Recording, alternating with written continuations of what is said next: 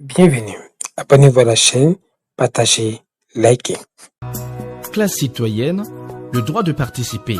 Ma contribution de citoyen à la souveraineté nationale. Alors, l'État est à la fois une idée et un fait. Une abstraction ou une organisation, voire une entité politique qui structure nos sociétés et qui n'a pas de réalité concrète. Mais sa présence est sensible dans la vie de tous les jours. C'est un artifice qui sert de support au pouvoir, peut-on dire. Voilà globalement ce que nous savons de l'État. Pour ce qui est de son fondement, le fondement de ce pouvoir, c'est là qu'intervient la notion de légitimité. Mais qu'est-ce qui confère alors au pouvoir politique sa légitimité ? Nous discutons de cela également et de l'organisation du pouvoir politique qui a pris dans le temps et dans l'espace des formes très variables, mais qui reposent tout de même sur l'institutionnalisation de l'État. Classe citoyenne. Mes droits, mes devoirs, ce qu'en disent les penseurs. La classe citoyenne reçoit Florent Agbemadon. Il est titulaire d'une licence en sciences politiques de l'Université d'Abomey-Calavi et auditeur de master de recherche en droit de la personne et démocratie à la chaire UNESCO des droits de la personne humaine et de la démocratie. Florent Agbemadon, bonjour. Bonjour Marie-Léa. Alors, l'État, le mot État, c'est un concept polysémique ou non? Je me réfère d'abord à la citation ou à cet aphorisme de Léon Duguy qui estime que je n'ai jamais déjeuné avec une personne morale. Or, l'État est une personne morale et moi je m'en vais dire je n'ai jamais déjeuné avec l'État. Et cet aphorisme met en exergue la réalité de l'État. C'est évident que c'est un concept qui connaît plusieurs acceptions. L'État, c'est tout d'abord le pouvoir central par opposition aux collectivités locales. Il désigne aussi les gouvernants pour les distinguer des gouvernés. On appelle aussi État la société politique organisée. Et c'est cette dernière définition qui va représenter le champ de notre discussion. Au sens large, on peut revoir l'État comme un processus de spécialisation des activités politiques, de différenciation du pouvoir politique. Classe citoyenne, ma liberté, ma patrie et une justice égalitaire.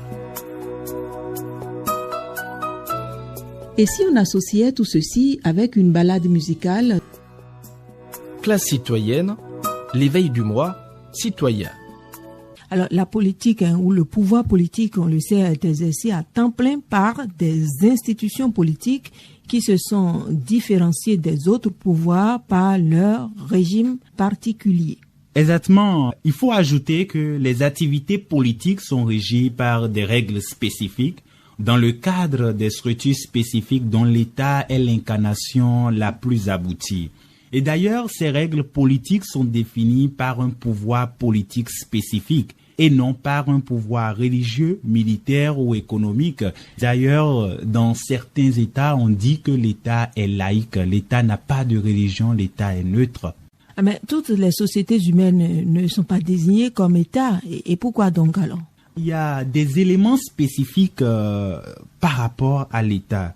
Et dans l'analyse classique de Max Weber, qui est d'ailleurs un sociologue et un économiste allemand, à travers son ouvrage intitulé Économie et société, l'État se caractérise par l'existence de 3 éléments réunis, à savoir un pouvoir de contrainte qui s'exerce sur une population rassemblée forcément sur un territoire.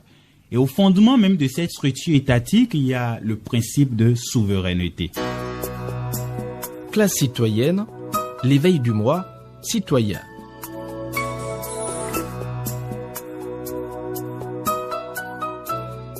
Florent Agbemadon, quels sont les éléments, sinon les 3 éléments évoqués par Weber? Il y a l'assise territoriale de l'État, pour parler du territoire. Il y a la population. Et il y a également le pouvoir de contrainte. Alors, le territoire, il est important pour parler d'État, c'est ça? Exactement. En réalité, le territoire permet à l'État de prendre sa consistance. Et d'ailleurs, c'est un élément essentiel à l'État, un phénomène essentiellement spatial selon Maurice Oreau. Et sur ce territoire qui est le sien, personne ne remet en cause le pouvoir séculier, temporel de l'État. L'État a soumis tous les autres pouvoirs sur son territoire. Les instances de gouvernement politique ne se confondent ni avec les entités religieuses, ni avec les appareils économiques. Tous sont d'ailleurs soumis aux mêmes règles sur le territoire de l'État, ce qui permet de distinguer la forme État de la forme empire, au sein duquel il existe des droits différentiels.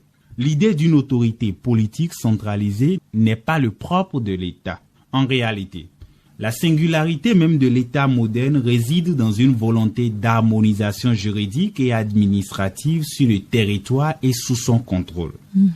Dès lors, l'État a donc un projet politique qui est de créer une communauté unifiée et articulée autour d'un territoire et d'un pouvoir politico-administratif harmonisé. Mais pourquoi le territoire est la structure matérielle de l'État alors, Florent Agouemandon? Marie-Léa, c'est tout simplement parce qu'il représente la sphère géographique d'implantation et de délimitation des compétences de l'État. Et il n'y a pas d'État sans territoire. Donc un État qui perd son territoire n'est pas... Citoyenne, liberté individuelle et publique. Florent Agouemandon, on va aussi parler de ce pouvoir-là, le pouvoir de contrainte. Quels sont les caractères de ce pouvoir? Deux idées majeures découlent du pouvoir de contrainte. Il faut identifier le pouvoir normatif de l'État et le monopole de la force de l'État. Et d'une part, l'État élabore un certain nombre de règles sociétales qui organisent la vie en société. Des normes qui s'imposent impérativement aux particuliers, et en droit on parle du droit objectif.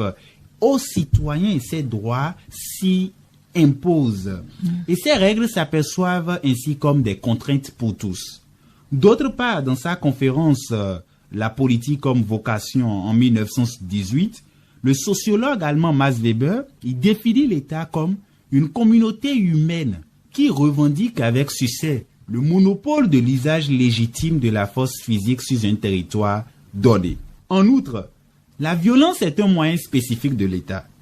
Car, en cas de défaillance des autres moyens, la possibilité de contraindre permet d'assurer l'obéissance à la norme éditée en dernier ressort.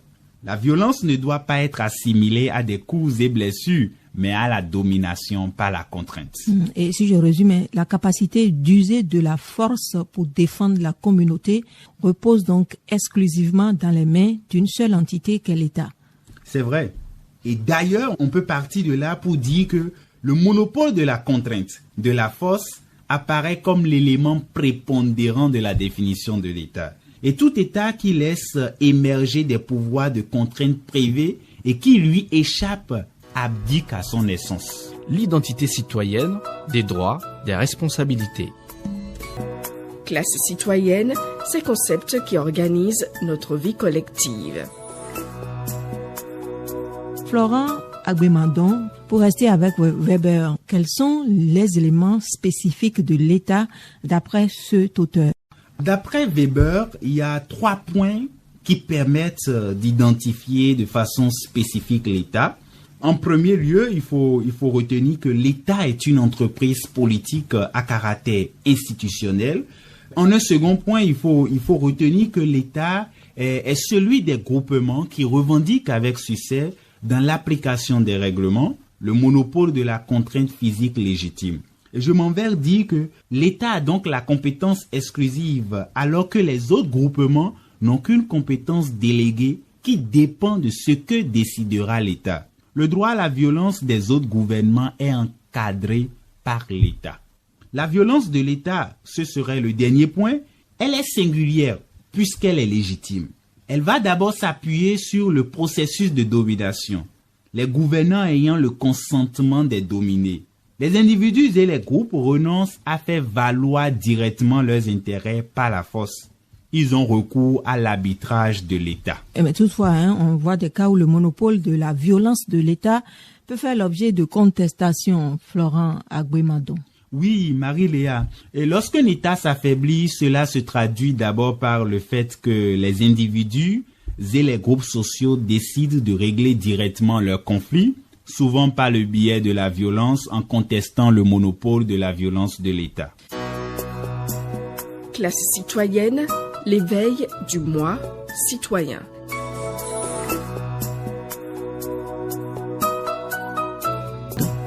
Classe citoyenne, le droit de participer. Ma contribution de citoyen à la souveraineté nationale. Mesdames, Messieurs, la classe citoyenne reçoit aujourd'hui Florent Agbemadon. Il est détenteur d'une licence en sciences politiques de l'Université d'Abomey-Calavi et auditeur de master de recherche en droit de la personne et démocratie à la chaire UNESCO des droits de la personne humaine et de la démocratie. Classe citoyenne, ma liberté, ma patrie et une justice égalitaire.